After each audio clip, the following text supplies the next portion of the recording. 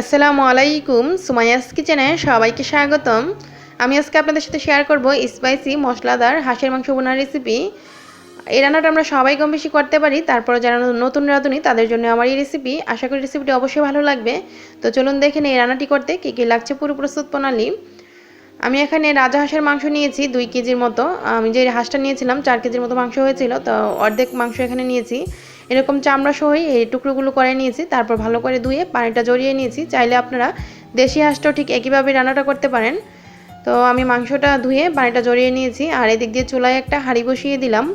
হাঁড়িটা যখন গরম হয়ে গিয়েছে তখন আমি দিয়ে দিচ্ছি এখানে তেলের পরিমাণটা আসলে বেশি দেওয়ার দরকার নেই। রাজা হাঁসের বা যে কোনো হাঁসের মাংসে কিন্তু তেল থাকে হাঁসে, তো চেষ্টা করবেন তেলের পরিমাণটা কমিয়ে দিতে। আমি এখানে আধা কাপের চেয়ে কম তেল দিয়েছি। তো তেলটা যখন গরম হয়ে গিয়েছে এখানে দিয়ে দিলাম 12-13টি এলাচ, তারপর 5-6 টুকরো দারচিনি, আর 3-4টা তেজপাতা 2 ভাগ করে। তারপর এটা প্রায় 30 সেকেন্ডের মতো ভেজে নিয়েছি। যখন এইগুলো থেকে খুব সুন্দর একটা গ্রান বের হয়েছে তখন দিয়ে দিচ্ছি এখানে পেঁয়াজ কুচি। পেঁয়াজ কুচির পরিমাণটা আমি বাড়িয়ে দিচ্ছি। আপনারা চাইলে এই পেঁয়াজ কুচির পরিবর্তে পেঁয়াজ বাটা দিয়েও করতে পারেন। যেহেতু আমি একটু মশলা বেশি করে দিয়ে রান্নাটা করব, সেই জন্য পেঁয়াজের পরিমাণটা একটু বেশি দিয়েছি। তো এখানে আমি পেঁয়াজ কুচিটা ভেজে নিচ্ছি যতক্ষণ পর্যন্ত পেঁয়াজটা ভালোভাবে মিশে না যায়। ভাজতে ভাজতে যখন দেখবেন এই পেঁয়াজটা একদম মিশে গিয়েছে তখন দিয়ে দিব এখানে আমি আদা রসুন বাটা। এই যে দেখুন পেঁয়াজটা ভাজতে ভাজতে কিন্তু অনেকটা মিশে গিয়েছে আর নরম হয়ে গিয়েছে। এই পর্যায়ে আমি এখানে 2 টেবিল চামচ আদা বাটা, 2 টেবিল চামচ রসুন বাটা দিয়ে দিচ্ছি। তারপর পেঁয়াজ আদা রসুন বাটাটা আবারও 1-1.5 মিনিটের মতো ভেজে নিব, যাতে আদা রসুন বাটার কাঁচা গন্ধটা চলে যায়।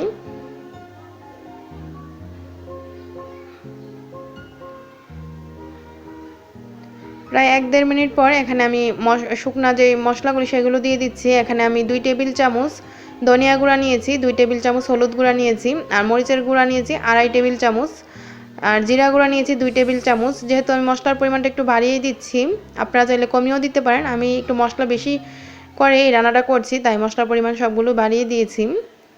তারপর এই মশলাগুলো দেওয়ার পর এখানে সামান্য পানি দিয়ে দিচ্ছি মশলাটা কষানোর জন্য।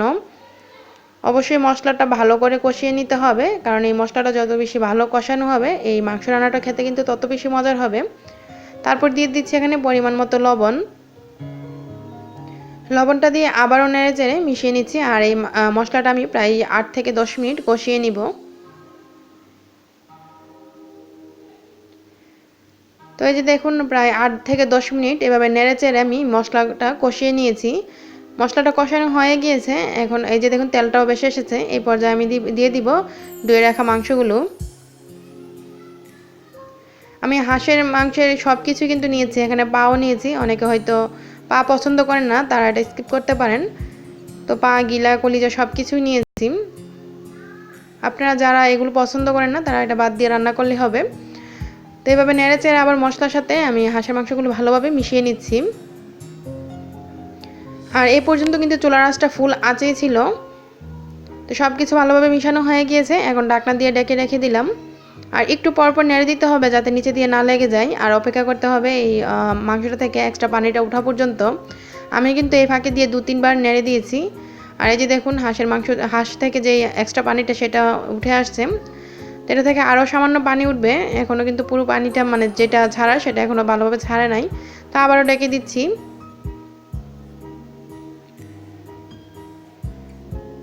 প্রায় 20 মিনিটের মতো আমি এই মাংসটা এই মশলার সাথে কষিয়ে নিয়েছি। আর 20 মিনিটেই এই যে দেখুন এক্সট্রা যে পানিটা হাঁসে উঠে গিয়েছে, আর হাঁসটাও কিন্তু খুব সুন্দরভাবে ভালোভাবে কষানো হয়েছে। তারপর আমি এখানে দিয়ে দিচ্ছি গরম মশলা। এখানে গরম মশলা আমি দিয়ে দিলাম 1 টেবিল চামচ। আর গরম মশলাটা কীভাবে করতে হয় আমার চ্যানেলে কিন্তু দেওয়া আছে, আপনারা চাইলে দেখে নিতে পারেন, লিঙ্কটা ডিসক্রিপশন বক্সে পেয়ে যাবেন।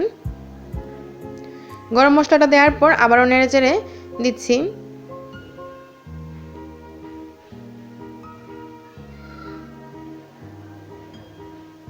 আমি আবারও 5 মিনিটের মতো রেখে দিলাম।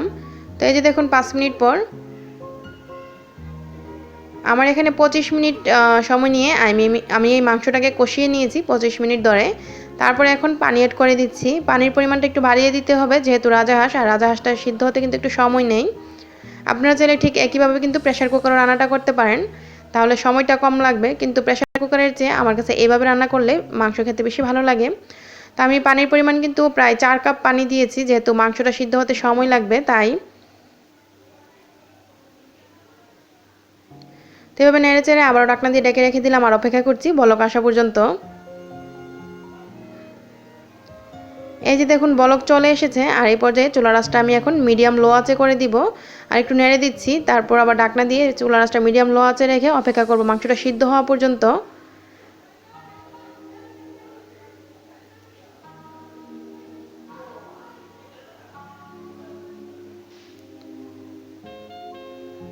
প্রায় 20 থেকে 25 মিনিট পর এই যে দেখুন আবারও এর ফাঁকে ফাঁকে আমি নেড়ে দিয়েছি। তো 20 থেকে 25 মিনিট পর আমি চেক করে নিয়েছি মাংসটা কতটুকু সিদ্ধ হয়েছে। আমার মনে হয় আরও প্রায় 15 থেকে 20 মিনিটে ভালোভাবে সিদ্ধ হবে। তো প্রায় আরও 15 থেকে 20 মিনিট পর এই যে দেখুন আমি এখন চেক করে নিয়েছি মাংসটা একদম পুরোপুরি সিদ্ধ হয়েছে, আর সিদ্ধ করার দরকার নাই। এই পর্যায়ে আমি চুলাটা এখন বন্ধ করে দিব। আর আপনারা চাইলে এই ঝোলটা আরও একটু কমিয়ে নিয়েও চুলাটা বন্ধ করতে পারেন, কিন্তু আমি এরকম ঝুল রাখবো। আর এই রান্নাটা দিয়ে কিন্তু ভাত কিংবা খিচুড়ির সাথে খেতে বেশি ভালো লাগে, এরকম ঝুল করে যদি হাঁসের মাংসটা রান্না করেন। তো আমি চুলাটা এখন বন্ধ করে দিয়েছি। তো এই যে দেখুন চুলাটা বন্ধ করার প্রায় 10 থেকে 15 মিনিট পর হাঁসের মাংস রান্নাটা দেখে নিশ্চয়ই বুঝতে পারছেন কতটা সুন্দর হয়েছে। দেখতে যতটা সুন্দর হয়েছে খেতেও কিন্তু ভীষণ মজার হয়েছে। আশা করি রেসিপিটি আপনাদের কাছে অবশ্যই ভালো লাগবে। ভালো লাগলেই আমার সার্থকতা। যদি রেসিপিটি ভালো লাগে আপনাদের পরিবার ও বন্ধুর সাথে রেসিপিটি শেয়ার করবেন, আর আমার চ্যানেলটি প্লিজ সাবস্ক্রাইব করবেন। রেসিপিটি দেখার জন্য আপনাদের সবাইকে অসংখ্য ধন্যবাদ। সবাই ভালো থাকবেন, আমার জন্য দোয়া করবেন। আল্লাহ হাফেজ।